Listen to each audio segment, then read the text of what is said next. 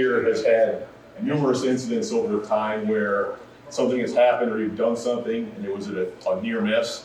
And that's kind of some of the things I want to talk about is how we can prevent those near misses, which then turn into accidents and injuries. So first, I guess I'll tell my accident story. As Ryan said, back in 2014 fall, I had an opportunity to drive a under late model car for a friend of mine.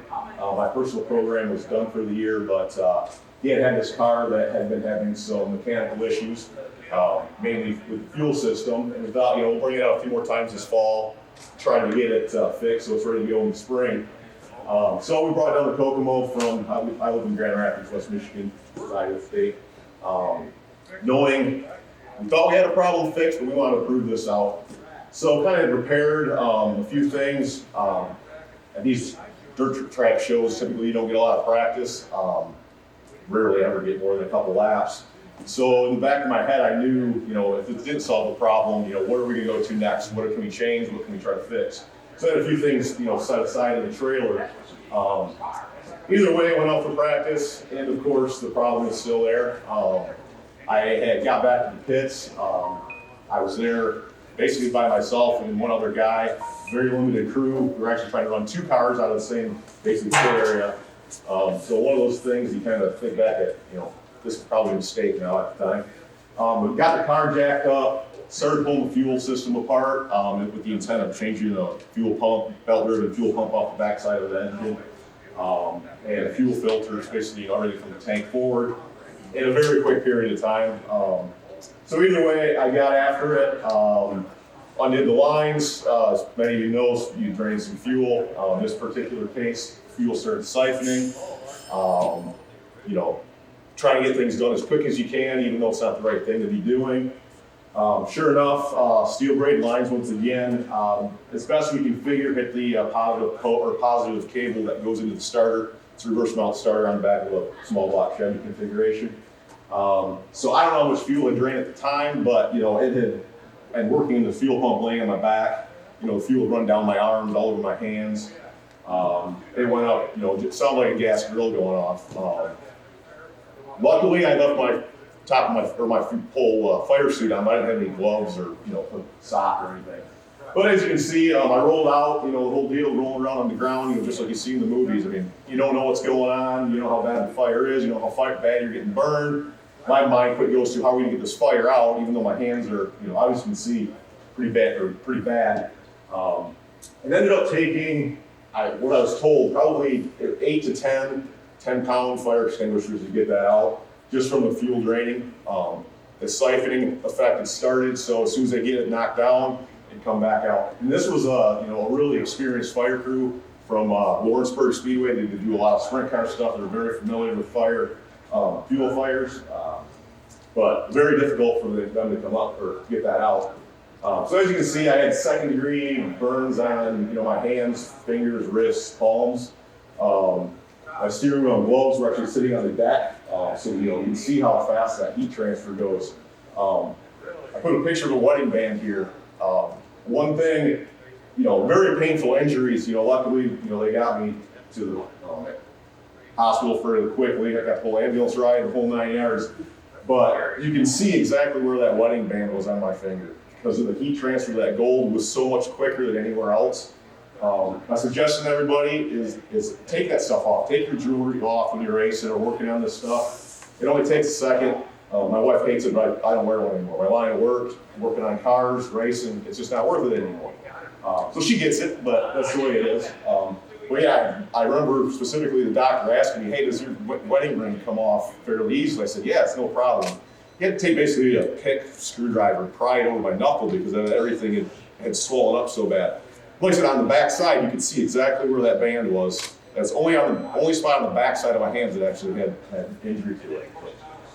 That's my story. I mentioned earlier I'm on the safety committee for our shop. I got thinking last week, if we were to have an accident at the shop, how do we go about doing a root cause analysis? So I kind of went through my mind, and I mentioned a few of these things before, what led up to causing this incident to happen to begin with.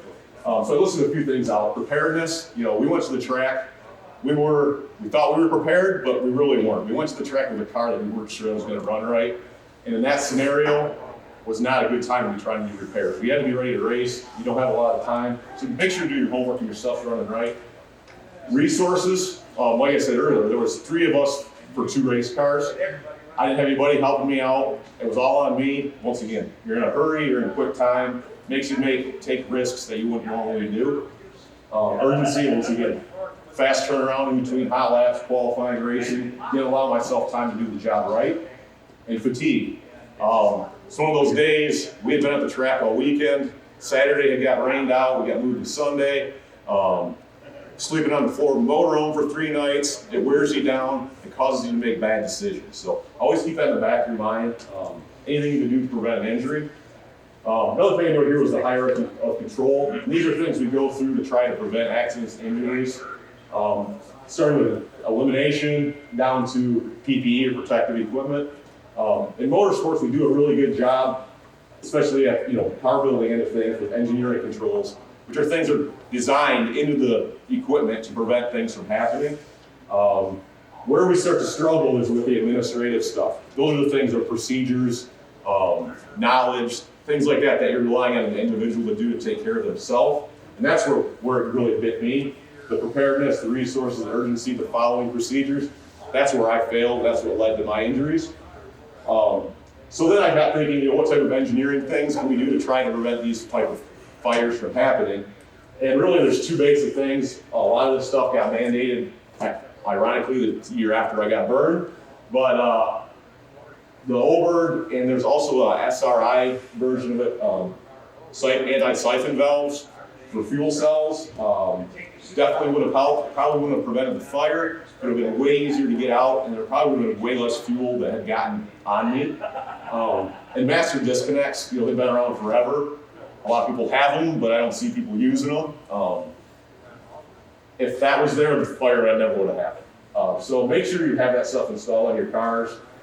Use them religiously. We got in the habit, anytime I get out of that, I hit the master disconnect. Anytime I get in, I turn it on. It just becomes part of your day. Pretty soon it's no problem. So that's my accident side of things. A few other work safe practices, over the years that I've heard of, been involved with at different facilities. I kind of listed them all, things we can quick talk about. Obviously the fuel handling and storage drums, there was a fatality back up in Muskegon. It's got to be 10 or 15 years ago. Somebody had an empty alcohol drum in their barn, was doing some fabrication work, ended up exploding and killing the guy. So make sure you're storing your fuel. Your empty fuel drums are in proper locations outside of your work areas. I know it's hard to do, but good practice to get into. Welding and hot work, same type of deal. At the shop, we have, anytime anyone's going to do any type of hot work now, there's a full permit system we got to sign off on. If you're doing hot work and welding, you make sure you allow some adequate time when you're done before you leave your shop for the night. Make sure there's nothing smoldering. We hear more and more about that in the industry. It's a hot topic right now. Shop heat, wood stoves, furnaces, especially up in Michigan, we have a lot of those. Here, seems like every year you hear several fires caused by that. Tire mounting, here's another fun one. I have a specific incident that I was at an event where this happened. I have a picture here from a few years ago of the great Scott Bloomquist rig using clamp-on inflation devices. Instances where people put them on and forget about them and walk away. I was at a race in Anderson several years ago for a CRA race where a guy was mounting tires, forgot about it. He was actually working on the tire and it exploded, had to airlift him out. I believe if he wasn't an amputee, it was very close. This is actually the outside of a ring where clamp-on inflation chuck got left on. Blew the doors and everything out from the inside out. So there's serious stuff going on here. So when you're mounting tires and doing that type of stuff, always keep that in the back of your mind. Lifts, jacks, roll-offs. Ryan was talking about having a car roll-off on him. I had the same thing a few years ago in my shop. Luckily, I didn't get hurt. But always use wheel chocks, stuff when you're on the scales. A lot of times we're trying to prevent binds from happening, but car rolls off on you, it's bad news. I also worked a show, I think Brad might remember this, with Mr. Kevin Nelson a few years ago, jacking up a car and line up to make a change. Fell off the jack, actually got his head, crushed his face, jaw, nose. He was out several years, still affects him to this day. Another fun one, chemicals. A lot of different stuff in the shop. There's a good article went around again not too long ago about brake clean. Make sure your chemicals are labeled, use them correctly. Flammables, poisons, all that type of stuff. There's all over the place. And machine guards, grinders, I think everyone sees these days on social media, comes across every once in a guy with a grinding wheel, or grinding disc embedded in his face. That stuff happens all the time. Make sure your guards are there, use the stuff properly. On the tech inspection side of things, a couple times a year I help out with some races where they have large quantities of cars and they help with tech inspection. And you routinely still see this to this day, and it's I hate to say it's surprising, but it is. But people here for a safety summit, most of them have a pretty good idea, but routinely see seat belts that aren't buckled or not buckled, threaded properly through the tie downs and seatbelt mounting problems. All this stuff is available. If you have questions, make sure to look it up or ask. And let's see, what else we got? Oh, stuff we come across on the safety crew side of things. Just kind of some fun pictures. I say fun, interesting pictures I've come across. This was from a chunk of lead that fell on a racetrack during a late model race. Always keep these things in the back of your mind when you're doing your car maintenance and your maintenance checklists. Lead is a big one. For whatever reason, it tends to loosen up over time. If it's not on your checklist, make sure you get it there. But you can see, I don't know how big a piece of this lead was, but it really KO'd this car, basically totaled it out. Came through the nose, all the way back to the rear end. There's a picture of the oil tank that it hit. Obviously, very dangerous if I were to hit an individual or a driver or having to get up in the stands. We're looking at serious injuries or fatality. And a few other fun pictures I've gathered over the years. This is actually upper left is my car. Piece of door bar bracing, come flying through. Anybody know what this is? Caliper bolt off a GM brake caliper. Working at safety cleanup crews, it's not regular. It's not your regular to find those. It's something that tends to loosen up and fall out over time. Another thing you want to make sure is on your PM list. Luckily, this one wasn't injured at all, but anything that can fall off, make sure you double check it. Last picture there was a sprint car fire a few years ago. Had a fuel line fail in the cockpit.